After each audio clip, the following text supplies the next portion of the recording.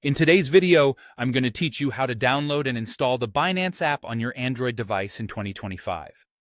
We'll cover two methods, one using the Google Play Store, if it's available in your region, and another using the APK method, which is particularly helpful if the Play Store option is unavailable.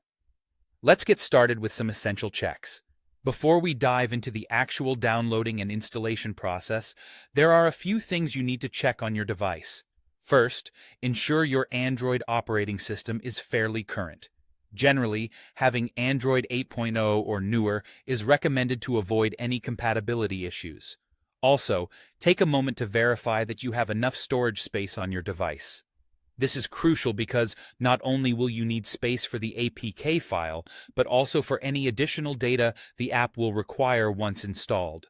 It's vital to download from official Binance sources to ensure you avoid any potential malware. Lastly, having a stable internet connection will help to make this process smooth and fast.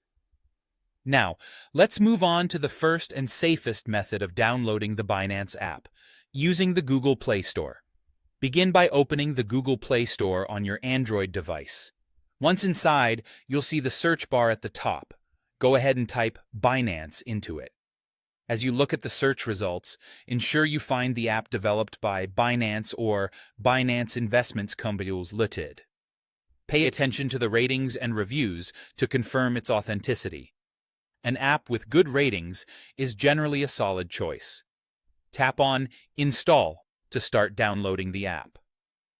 The Google Play Store will manage the installation automatically, so there's no need for additional steps or oversight here.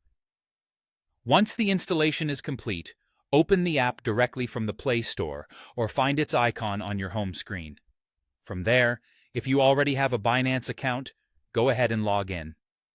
If you're new to Binance, don't worry.